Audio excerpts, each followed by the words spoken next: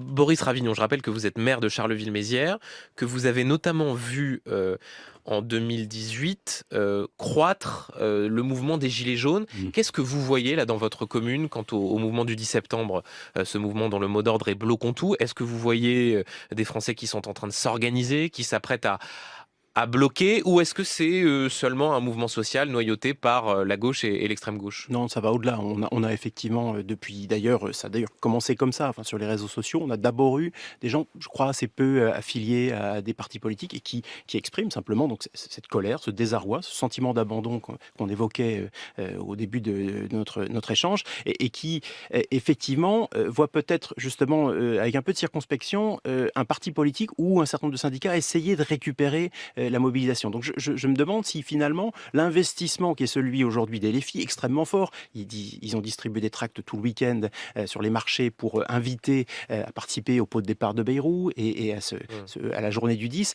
et pas justement en train peut-être de faire fuir une partie des gens qui auraient pu se mobiliser socialement, spontanément, simplement parce qu'ils se sentaient concernés.